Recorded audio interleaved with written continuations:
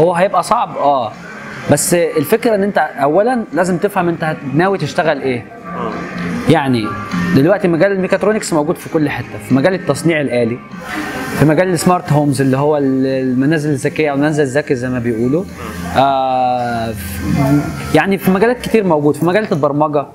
يعني انت ممكن اصلا تبقى مهندس ميكاترونكس وتشتغل مبرمج عادي جدا، ده بحريتك انت. بس الفكره ان انت تتعلم، الفكره انت تعرف انت هتشتغل ايه. يعني مثلا لو انا هشتغل في الديزاين، في الميكانيكال ديزاين، او في عامه في الديزاين بشكل عام الهندسي، لازم تعرف انا مطلوب مني اعرف ايه او اتعلم ادوات ايه بحيث انها تفيدني بعد كده في سوق العمل. يعني مثلا انا هشتغل مثلا بالروسي اسمها كونستركتور، فهشتغل كونستركتور مثلا. فانا عشان اشتغل كونستركتور محتاج اتعلم ايه؟ محتاج اتعلم البرامج الهندسيه اللي هتساعدني ان انا ارسم او هعمل موديلنج على الكمبيوتر، زي مثلا سوليد ووركس او مثلا انكس كام او وخلافه، اللي تساعدني اعرف اعمل تصميم، واعرف اعمل تحليل بعد التصميم، واعرف اعمل تصنيع بعد التصميم. بمعنى ان انا عندي مثلا صممت قطعه معينه، حللتها هل هتنفع تأدي الغرض المعين اللي انا عايزه ولا لا، بعد كده ازاي خطوات تصنيعها بشكل كبير او بشكل صغير او بشكل يعني كده. فكون ان انت في تاني سنه كليه او ثالث سنه كليه ده مش معناه ان انت ما تقدرش تخش سوق العمل. الفكره كلها ان انت تعرف انت هتشتغل في ايه، تبدا تتعلمه مع نفسك. طبعا دلوقتي في مكتبه ضخمه، سواء كان اليوتيوب لوحده ممكن تخش بس تتعلم حاجه من عليه، اذا كان المواقع اللي بتدي كورسات مجانيه عامه هم كتير، اللي هيدور هيلاقي. فتعلمت انت القصه دي، اصل انت ما ينفعش تروح لشركه او تروح لمكان معين عايز تشتغل فيه وتقول له شغلني وانا لسه حتى لا شهاده معايا ولا معايا حاجه خبره. مش خبره، هو مش خبره، معيش حاجه تاهلني ان انا ابدا حتى اتعلم، معيش حاجه تاهلني ابدا اتعلم. فبالتالي انا المفروض ان انا اشوف هشتغل في ايه واتعلم اعمل الشغل ده، يعني اشوف سوق العمل. يعني انا اخش مثلا على الوظائف، ايه المطلوب المهندس ميكاترونكس يتعلمه عشان يعمله؟ مطلوب 1 2 3، اخش افتح 1 2 3 دي اتعلمها ازاي؟ ادور بقى مطلوب، هتلاقي كورسات كتير 1 2 3 بتعمل كذا، اتعلم الكورسات دي واروح. هتطلب مني طب انت ليه عايز تخش في الوظيفه؟ طب انت ليه ايه اللي يأهلك ان انت تبدا تشتغل في المكان ده؟ هتقول والله العظيم 1 2 3 4 انا بعرف اعملهم، المطلوبين عندكم في طلب الوظيفه او اعلان الوظيفه، بس انا مش قوي فيهم لان انا كنت بدرس انا بدرس حاليا لسه في الكليه في ثاني سنه. وعلى فكره دي بتتقدر قوي، بتتقدر قوي لما انت تكون بتدرس وبتحاول انت تشتغل بنفس التخصص. للاسف احنا ما كناش نفهم الكلام ده، يعني احنا ما كناش نعرف اللي هو الخطوات دي، ما بصيناش على سوق العمل قوي وما فهمناهوش غير بعدين بقى لما حاولنا كذا مره، لما كان خلاص الوقت اتاخر وخلصنا الكليه، وحاولنا كذا مره كذا مره كذا مره كذا مره، بعدين بقى فهمنا ان لو كان عملت الكلام ده من بدري كان ممكن بكتير 100% بكتير طبعا. فالقصه دي حابب انوه عليها قوي، ان انت ادرس وتعلم الاساسيات والنظريات الموجوده في الكليه، بس في نفس الوقت حاول ان انت تعرف هتشتغل في ايه، وشوف المجال اللي انت حابب تشتغل فيه وابدا اتعلمه، واخد بالك؟ ابدا اتعلم السوق عايز ايه، عايزني اتعلم اعمل ايه، وتعلمه وابدا اروح خلاص جرب تشتغل على طول. هتلاقي اماكن بتقول لك احنا عايزين بيز اوبتا، بيز خبره، من غير خبره. طيب من غير خبره انت اساسيات اللي تعرف تشتغل، يعني ما هو من غير خبره يقول لك انا عايزك من غير خبره، بس مش عايزك ميح. يعني هيبدا بقى في الانترفيو يسالك من غير خبره عمل، يعني من غير خبره عمل، بس لازم تكون عارف عندك سكيل. هيبدا بقى يسالك انت تعرف تشتغل على البرنامج فلان الفلاني؟ طب احنا عندنا برنامج تاني غير البرنامج فلان الفلاني، هتعرف تتعامل معاه؟ لازم حرفيا طبعا تقول لان انت لو البرنامج نفس اليوزر انترفيس بيأدي نفس الغرض هتعرف تشتغل عليه، ده طبيعي، مع مجرد اختلافات الفانكشنز اللي جواه. هتعرف مثلا تعمل فلان الفلاني؟ هعرف. عندك اي خبره او اي بورتفوليو؟ دي الفكره بقى، ان انت لما بتيجي تشتغل كمهندس، انا رايح اشتغل مصمم، طب انت صممت حاجه؟ جربت حتى ترسم حاجه؟ صممت حاجه؟ عندك حاجه توريهاني من شغلك اللي انت اشتغلته؟ ده سؤال بيطرح على فكره على طول.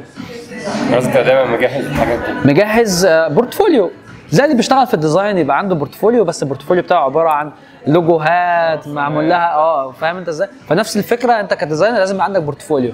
حلو. فباراليل وانت شغال بقى لازم تصمم بقى الحاجات بتاعتك وتحطها في ملف، اذا كان PDF تعمله بشكل شيك. وده يا اخوانا البورتفوليو بتاعي اللي انا عملته، وده مش بس على تخصص الديزاين او تصميم، على اي تخصص عامه بشكل عام. حلو. 1 2 3 4 وهتلاقي نفسك بقيت ناجح جدا في التخصص. حلو. انت حبيت المجال وبدات دلوقتي ما شاء الله بتعمل فيه ماستر اهو. ايه اللي خلاك تحب المجال؟ يعني فكره ان انت زي ما انت قلت جوكر تقدر تتنقل من كذا حاجه. ايوه هي دي النقطه. بص، بتاع ميكاترونكس المفروض ما حجمش نفسه في تخصص معين برضه في نفس الوقت. شوف انا بقول لك تعرف تخصص، بس في نفس الوقت انت بتاع كله. يعني بتاع كله، يعني عارف كل حاجه عن حاجه، انت عارف حاجه عن كل حاجه وعارف كل حاجه عن حاجه. يعني بالظبط. يعني مثلا انا دلوقتي ما فيش في سوق العمل ما فيش ناس كتير طالبه مصممين ديزاينرز مثلا. خلاص، طب ما انا ممكن اشتغل مبرمج عادي جدا، اخش اظبط نفسي في حوار البرمجه. يعني انا مثلا مخنوق من الشغلانه دي تعبتني وانا مش عايز اشتغل فيها تاني. عادي ان انا اجرب شغلانه تانيه. برمج ماشي، برمجه مش نافع، تمام. البرمجه عامه في ميكاترونكس، يعني البرمجه الاكثر طلبا هي اللي بتبقى برمجه الكنترولرز، المايكرو كنترولرز، المانيبيوليترز اللي هو الروبوتك ارم اللي بيأدي وظيفه معينه في مصنع. فاهم انت ازاي؟ أيوة. بيلحم، بيرش بسبراي، بيشيل، بيحط. دي الحاجات اللي الدرونز. تمام. كل الكلام ده كله انت ده البرمجه اللي موجوده في ميكاترونكس. طبعا في برمجه تعرف تعمل برمجه يوزر انترفيس والكلام ده كله، ده طبيعي. بس مش بتاعك يعني. لا بتاعك، بس ما هو انت عشان تتحكم مثلا في بلاتفورم معين لازم انت تعمل له يوزر انترفيس على الكمبيوتر. يعني هتروح للنقطه المعينه فانت بتدوس على البوتن ده فبيروح، فانت لازم كده عندك نوعا ما نوليدج ان انت تعمل يوزر انترفيس. جميل قوي.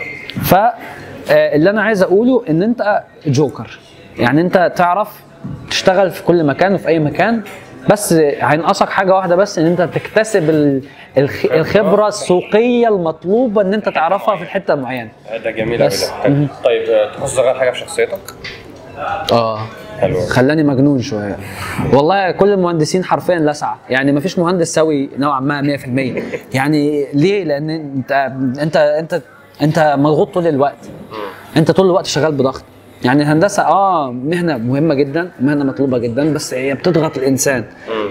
يعني انت بتتعلم الضغط ده وانك يتداس عليك في الكليه، لان انت عندك تسليمات. بتعلمك اول حاجه بتعلمك الالتزام جدا. انضباط. يعني انت حتى لو مش ملتزم بتحاول على قد ما تقدر تبقى ملتزم، لان انت لو ما التزمتش هتشيل، ده اساسي. فانت عندك مثلا تحاول تقسم نظام حياتك، ان انا مثلا عندي ماده معينه، الماده المعينه فيها حاجه اسمها ده اللي على فكره اللي يختلف شويه عن مصر، ان احنا المواد اللي احنا بندرسها ليها علاقه بالحقيقه مش بس نظريا، بنعمل فيها مشاريع بروجكت.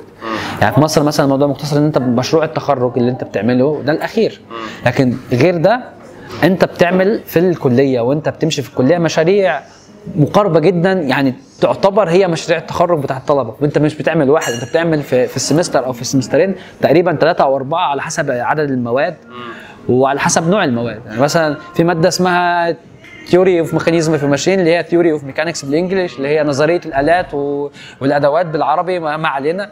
الماده دي انت بتعمل فيها مشروع كبير قوي، بتعمل فيها مشروع حرفيا صعب وكبير، بس بيعلمك تفكير منطقي، بيعلمك تحسب حاجات كتير قوي انت ما كنتش بتعمل حسابها، بيعلمك تبص حتى على الميكانيزم ككل من وجهة نظر تانية خالص انت ما كنتش بتشوفها. كل الكلام ده طبعا اتنسى ان هو بقاله كتير قوي بس كل الكلام ده يعني بيأهلك اكتر انك تكون مهندس ناجح. بتتعلم انتظام، بتتعلم انضباط، بتتعلم ان انا لو ما سلمتش في الوقت ده خلاص الموضوع هيبقى مشكله كبيره بالنسبه لي. بتحاول بقدر الامكان تبعد عن المشاكل، وده مفيد فين؟ لان انت لما بعد كده تشتغل مثلا، ربنا لو كرم الانسان، مش لو كرم، ربنا يكرم يعني، لو اشتغلت في مشروع كبير، شغال في شركه ضخمه على مشروع معين في دوله معينه مثلا، وانت مطلوب منك تسلم في الميعاد الفلاني وما سلمتش، خلاص انت باي باي. خصوصا ان العقود بتبقى ممضيه بشروط جزائيه، يعني انت لازم تسلم في الميعاد الفلاني، لو ما سلمتش هتدفع. طيب ايه هي المواد اللي بتدرسها في التخصص دوت وبتواجه فيها؟ والله في مواد كتير طبعا هتواجه صعوبه لان انت بتدرس بالروسي. كمان اللغه ايه الدنيا؟ ما هو الفكره هنا بقى الناس بتهمل اللغه فاكره ان الموضوع سهل، او مثلا بتتعلم اللغه الدارجه اللي هي بتبقى في الشارع مع ان ديش اللغه المطلوبه انت المفروض تدرس بيها في الكليه. يعني انت المفروض بتتعلم حاجه اسمها ترمينولوجي او ترمينولوجيا بالروسي، علم المصطلحات. يعني انت بتدرس هندسه، حتى في بيزنس انجلش مثلا، في انجينيرنج انجلش، في كذا، ده بتبقى كورسات غير الانجليش نفسه. فانت المفروض بتدرس بالانجينيرنج راشن مثلا، فاهم؟ فانت الناس بتكتفي باللغه الدارجه وتفتكر ان ده هو اللي هيمشي في الكليه، وده طبعا لا، غلط جدا. طبعا نوعا ما الجامعات بتاثر في الموضوع ده، يعني ما فيش الكورس اللي هو اللي بيعلمك الترمينولوجي المطلوبه ان انت ما فيش الكورس ده. فالموضوع يتوقف عليك انت كشخص. انا هعاني هتعاني في الاول، ده طبيعي، اي حد بيعاني في الاول. لو مش قد المعاناه دي بقى يبقى الموضوع صعب. هتسقط كذا مره وهتمشي، ملهاش حل غير كده. فانت تبدا بقى مثلا عندي ماده معينه، هو كده كده اي دكتور لما بيبدا في البكالوريوس على حد علمي انا فاكر بيبدا يكتب على السبوره، تمام؟ بيكتب مثلا احنا عندنا الكتاب فلان الفلاني المعين هنستخدم كتاب علمي من الكاتب كذا، اسم الكتاب كذا، سنة الإصدار كذا، و بعد كده بيقول لك ده الكتاب اللي أنا هلخص لك منه. مش هو كتاب طبعا بيبقى ضخم بقى قد كده، بس ده الكتاب اللي هلخص لك منه. دورك أنت بقى إيه؟ خدت المحاضرة، مش هتعرف تكتب في الأول بسرعة ورا الدكتور لأن الروسي ككتابة صعب. فحاول على قد ما تقدر ان انت تسجل بالتليفون المحاضره، تروح تفرغها بقى. تروح بقى تفرغها وتاخد كمان الكتابه. يعني هتلاقي حد روسي تصاحب عليه او ما تصاحبش على حد، انت دي حريتك انت. ممكن تلاقي الستارست اللي هو بيبقى راس المجموعه، اللي هو بيبقى مسؤول عن كتابه الحضور والغياب وتسليم المشاريع وتسليم البطاقات. رئيس الجروب هو طالب زيكم بس بيبقى بيتكلف بالاعمال الاداريه نوعا ما. ده بيبقى ممكن تروح تطلب منه المحاضره مكتوبه يعني، او ممكن تروح تصورها منه بالتليفون برضه. فانت كده عندك الكتابه وعندك المسموع وعندك المصدر اللي هو الكتاب اللي الدكتور بيكتب منه. المصدر مكتوب باللغه الروسيه العاديه اللي بتشوفها في الكمبيوتر عادي، فانت بتبدا انت تاخد الكلمات اللي فيه. الكلمه دي ما عرفتهاش بس دي ترجم بقى. وما انصحش ترجمه جوجل نهائي، انت تستخدم قاموس الكتروني والله. يعني جوجل، شوف هقول لك على حاجه، اي كلمه في الدنيا ممكن تحمل كذا معنى على حسب السياق. جوجل لا يعني هذا الكلام.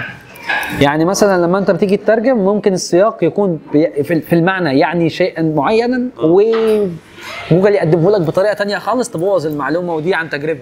يعني اتذكر مره كان المعادله تتكتب بطريقه معينه اللي هو برياما براباتسانالنا مش عارف ايه، تتناسب طرديا وتتناسب عكسيا وخلافه، وانا كتبت المعادله زي ما مكتوبه الترجمه بتاعت جوجل، طلع الموضوع عكسه خالص، فاهم؟ يعني جوجل ما ينفعش تستخدمه.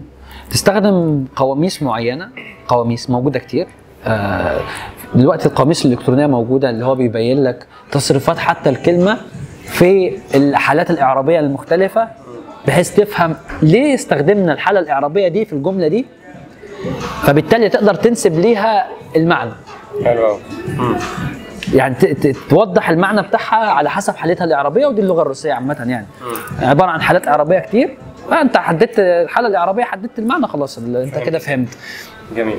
طيب شايف ان ليه مستقبل وفرص عمل؟ طبعا ده كل حاجه دلوقتي ماشيه بالاتمته. يعني الاتمته الصناعيه الذكيه.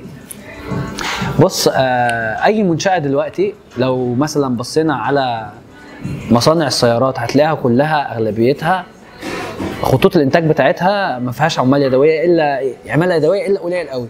التشغيل والاداره هتلاقي مثلا المصنع، او يعني هو التخصص ده بتاع هو اللي جاي. التخصص على فكره مش منتشر كتير، بس التخصص ده طلع ليه؟ لان الحاجه اللي يكون لمهندس يكون بيفهم في ده وده وده وده وده في نفس الوقت كانت مطلوبه. لان سوق العمل مهندسين ميكانيكا حلو موجودين، بس ما عندوش اي فكره عن البرمجه فهيعطل. فانا عايز واحد حتى على الاقل لما يعرف يقرا يفهم المشكله فين. فمثلا يعني فتلاقي خط التصنيع كله بتاع المصنع روبوتيك ارمز. روبوتيك ارم بيجي بيروح شايل الازاز يروح حاطه على العربيه وبيقيس بالليزر الازاز محطوط بالملي في المكان ولا لا. روبوتيك ارم تاني بيشوف بيركب البيبان ركبت برضه بالليزر.